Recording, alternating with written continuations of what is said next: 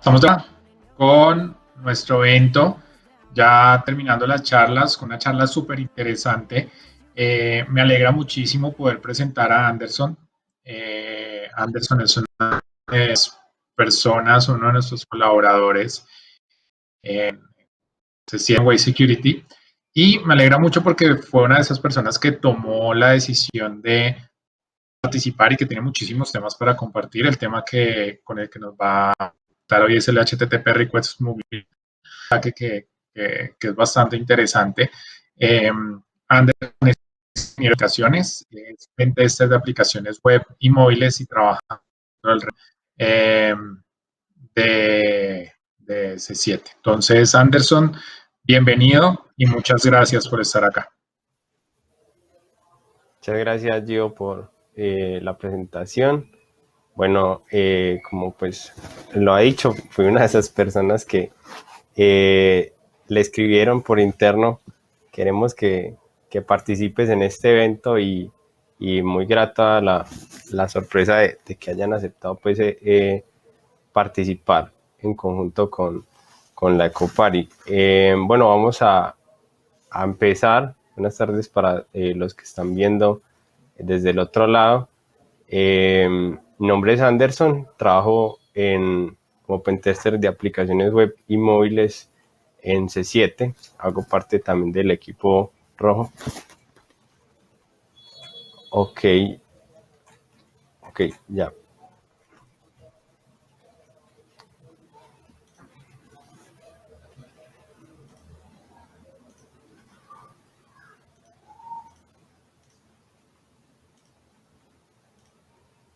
Aquí ya se ve mejor.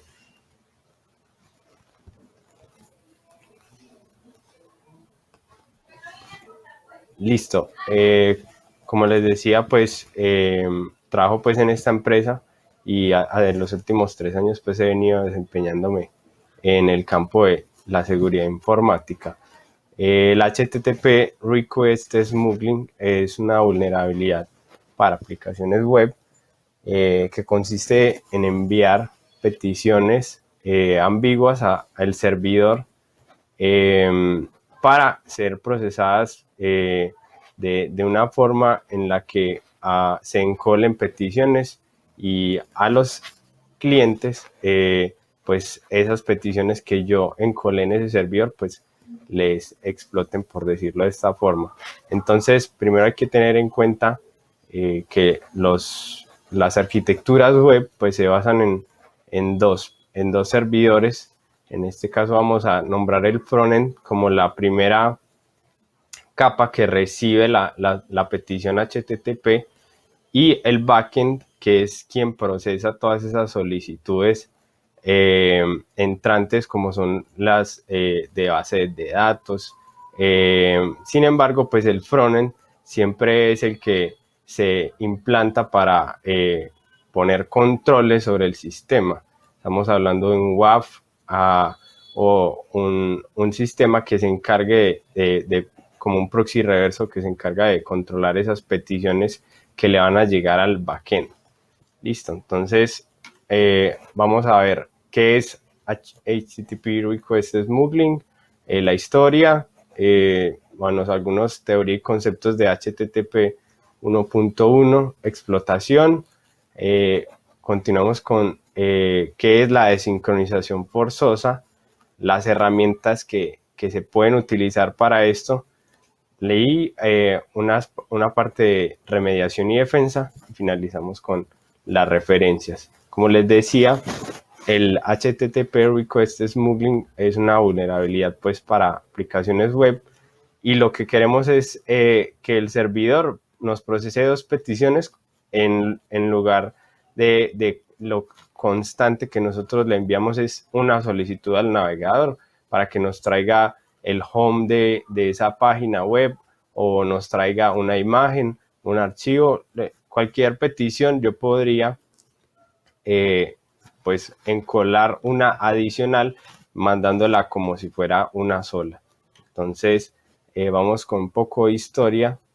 Actualmente estamos, no sé si ustedes sabían que pues ya se lanzó el HTTP versión 3, sin embargo hemos venido con una transición de este protocolo desde el año 1991 con HTTP 0.9, luego salió HTTP 1.0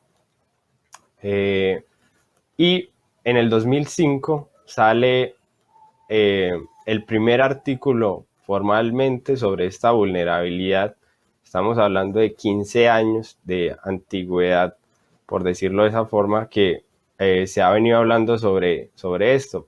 Y ustedes se preguntarán, bueno, ¿cuánto se ve lleva esta vulnerabilidad? Si ustedes se van a Mitre, pues van a encontrar ni siquiera cientos, tal vez unos 40, 30 CVs en lo que va de estos 15 años. Quiere decir que es una vulnerabilidad tal vez poco conocida, sin embargo, que puede comprometer toda la integridad del sitio web y hacer que un atacante tome control completo sobre el sitio.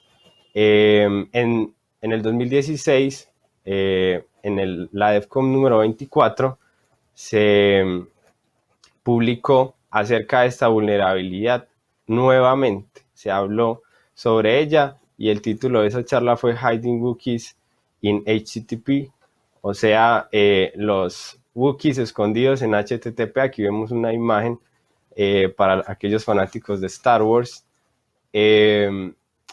¿Por qué Wookiees? Porque estos eran los encargados de hacer contrabando en la Guerra de las Galaxias, y él decidió llamar su charla así porque pues primero el idioma de estos hombrecitos, si lo podemos decir de esa forma, era bastante complicado de hablar y entender. Más tarde, en el Black Hat de 2019, se publicó una nueva charla por un investigador de una empresa conocida en el Pentest Web por Swigger. Este investigador decide hacer una serie de ataques con peticiones fragmentadas o transfer encoding chunk. Esta charla se define como el renacimiento del HTTP Request Smuggling. Entonces es muy importante que notemos que en los últimos años esta vulnerabilidad ha venido pegando bastante fuerte. Unos aspectos importantes que tenemos que tener en cuenta de la RFC 2616, que es la RFC en la que se establece el HTTP 1.1, y es: si tenemos un mensaje que tiene dos cabeceras, es decir, transfer encoding y content length, la última se debe de ignorar, en este caso, content length. Otro aspecto bien importante es que los mensajes fragmentados deben de tener su propio indicador de tamaño y un trailer, es decir, un content length, y una cabecera adicional que sería el trailer. La codificación fragmentada termina con un fragmento cuyo tamaño sea 0, seguido de un trailer que es determinado por una línea vacía. Entonces, es muy importante tenerlo en cuenta antes de hacer cualquier tipo de ataque de HTTP Request Smuggling. Vamos a analizar acá qué es lo que sucede cuando nosotros enviamos una solicitud al servidor. Y pues nosotros podríamos pensar que HTTP 1.1 podría estar quebrado o estar roto, pero no es así.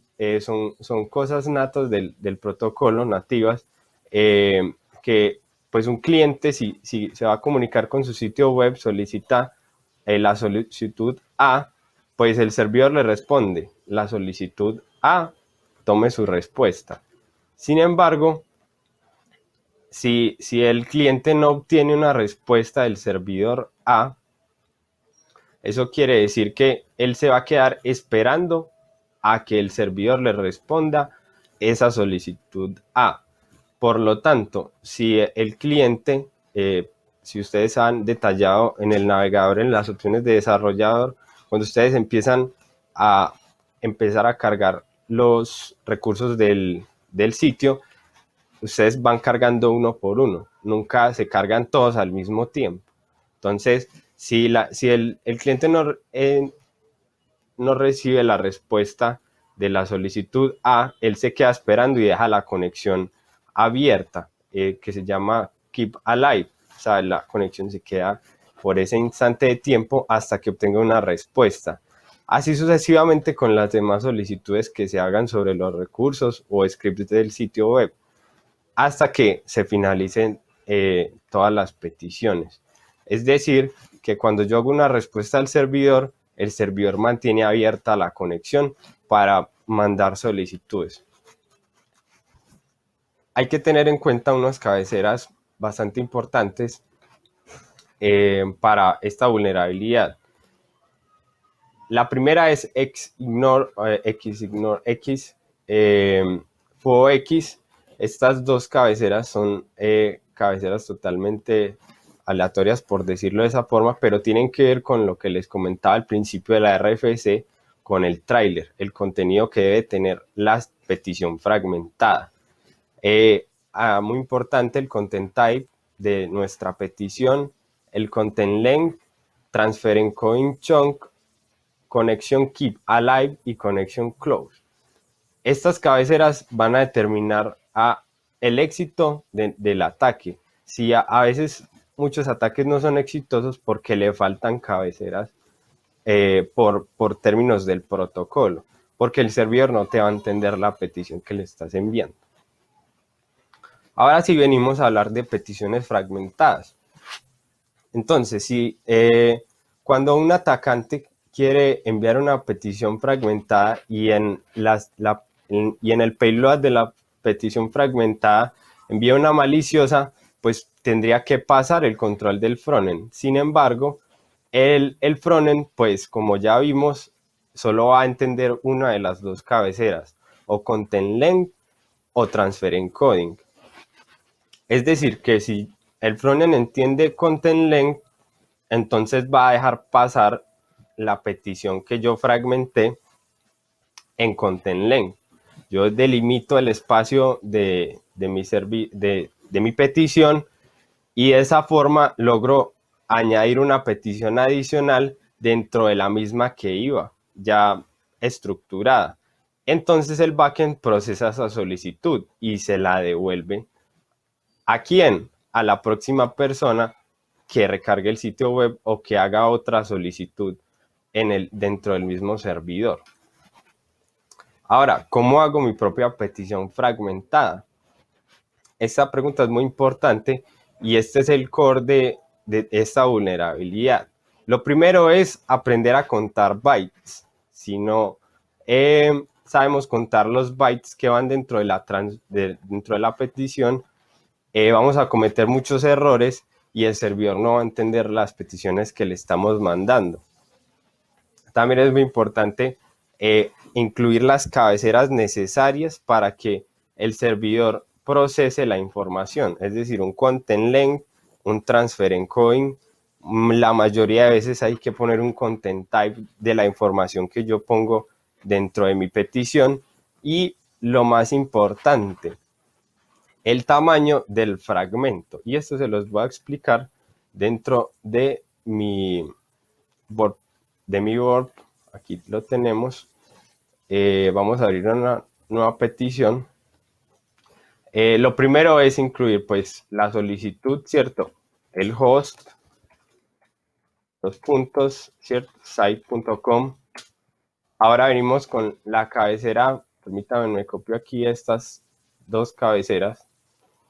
De hecho, me voy a copiar todo esto acá para que lo tengamos más a la mano. El content length, ¿cierto? Aquí yo voy a transferir 3 bytes. Muy importante entender qué son los bytes de CRLF, que son retorno al carro y salto de línea. Es decir, acá hay un enter, o sea, hay un salto de línea, ahí hay un byte. Por ese byte yo tengo que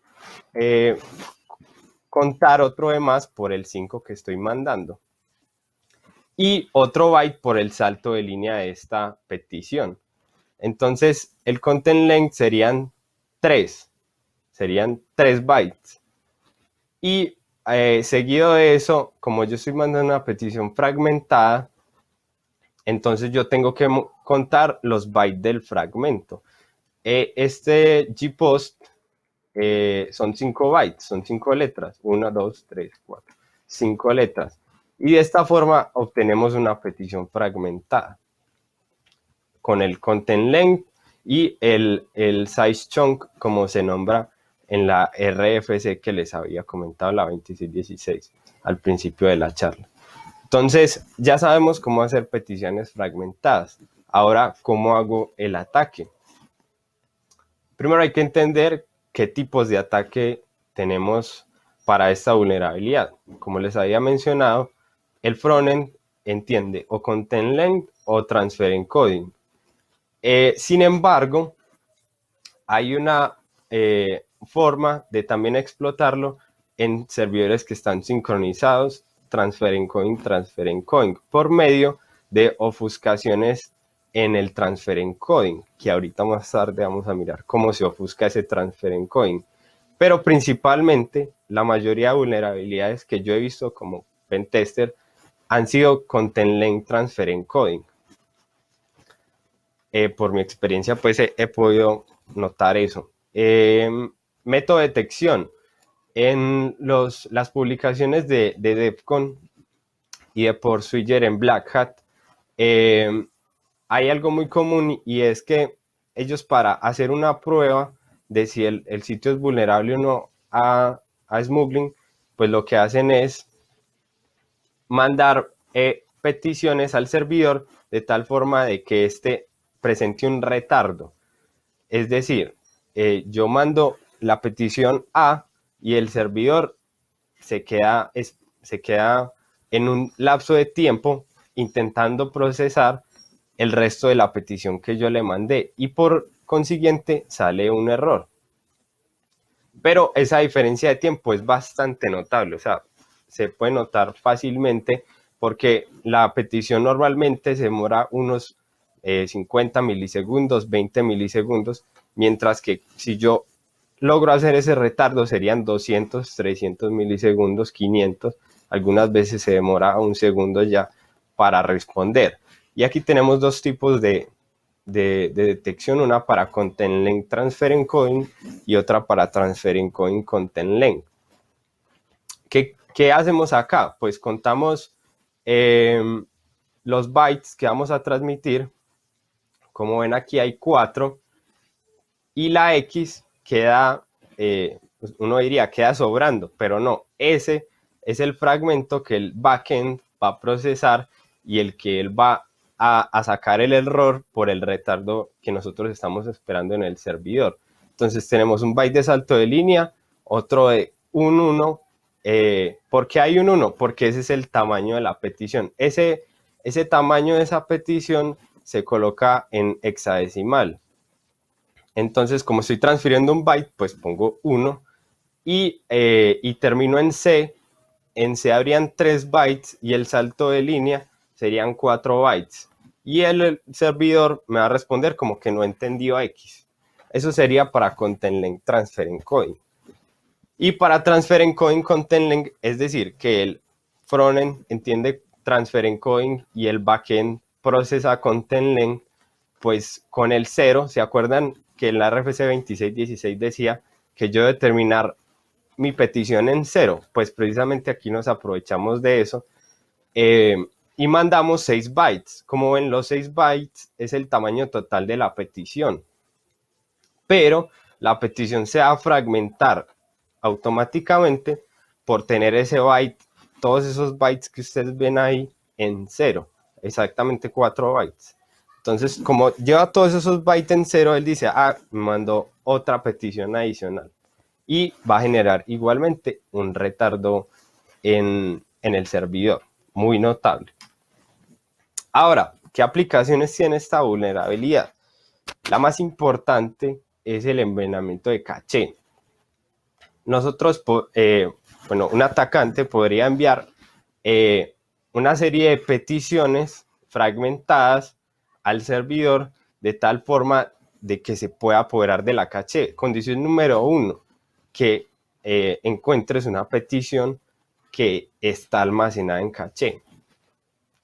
Condición número 2, pues que el servidor sea vulnerable a HTTP request smuggling, ¿cierto? Es como lo principal. Pero si uno encuentra ese recurso que se almacena en caché, puede almacenar un recurso de un servidor malicioso para, que cuando se haga una solicitud al recurso del sitio web original, pues responda con la solicitud que yo le planteé. Hay otra forma de explotarlo y es que en el mismo servidor web yo tenga la forma de subir un archivo o un recurso para hacer el defacement desde el mismo sitio web. Entonces yo subiría un recurso, una imagen, un HTML y cuando el servidor le soliciten, por ejemplo, el script tracking.js, pues responda con la solicitud que yo quise, o sea, poison.html o .svg, el recurso que hayan subido al servidor. Esas son las dos formas que hay de envenenar la caché. Si analizamos esta petición, podemos notar que esto es un content link transfer encoding, ¿cierto? Estamos enviando todo el contenido de la petición porque el servidor frontend entiende content length, es decir, los 185 bytes que tiene toda la petición, y luego ella misma se fragmenta por el transfer encoding chunk. Y de esa forma obtenemos el envenenamiento de la caché. También podemos hacer bypass a algún control de acceso que esté desde el frontend.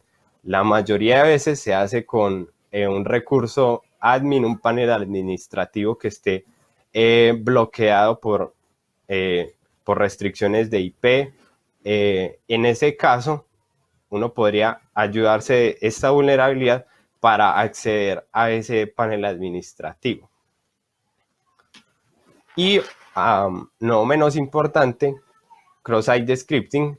Esta vulnerabilidad permite también explotar cross-site scripting y tiene una ventaja o un plus adicional, y es que normalmente el cross-site scripting necesita de una persona o un cliente para que la vulnerabilidad sea pues explotada en un usuario, ¿cierto? El usuario tiene que cliquear la petición que yo le mando. Sin embargo, como el HTTP request smuggling encola peticiones, yo podría encolar la petición del cross-site y al siguiente usuario que cargue el sitio web explotar el cross-site scripting. Esta aplicación también es muy usada. Ahora vamos a ver cómo se ofusca el transfer encoding. Estas fueron las formas más comunes que encontré de hacerlo. Como ven acá hay una X que antepone el chunk. Acá hay un espacio entre el 2 puntos y el chunk. Otra forma es tirarle un tab al chunk en vez de un espacio, tabularlo, ¿cierto? Cambiar ese carácter ahí. Otra forma es colocar un transfer encoding X y debajo colocar otro transfer encoding con el tab del chunk. Entonces hay una serie de formas de explotarlo. Aquí tenemos una muy particular que es la penúltima, que sería poner una cabecera X y dentro de esa cabecera X poner un byte de salto de línea y de esa forma hacer que el backend y el frontend entiendan esa petición. Y por último, pues se tira un enter al transfer encoding y luego un espacio para que sea procesado. Aquí tenemos un ejemplo de Smuggling Content Length Transfer Encoding que ustedes podrían replicar, por cierto, en los laboratorios de la Academia de Seguridad de Port-Switcher. Acá, como ven, se indujo al servidor frontend a que procesara el transfer encoding chunk. por medio de la última forma que les mostré, que es enter y espacio. Y miren que va el content length de 34, que es el content length de toda la petición. Y así, y la petición se fragmenta por el 0 que hay después de la Z, en la línea número 10. La primera petición sale un 200 OK, pero la segunda petición va a ser al recurso que yo elija, o sea, sáqueme un 404. Entonces el servidor te va a responder, no, yo no te entendí ese recurso que estás buscando, yo no lo tengo. Pero ahí ya se explotó la vulnerabilidad. Al final voy a hacer una demo con Transfer Encoding Content Length. Bueno, aquí viene algo muy interesante y es cómo hacemos la explotación, manual o automatizada. Hay muchas herramientas en GitLab y en la suite de Verb que nos permiten hacerlo de forma automatizada. Es decir, yo instalo una herramienta y ella sola prueba todo.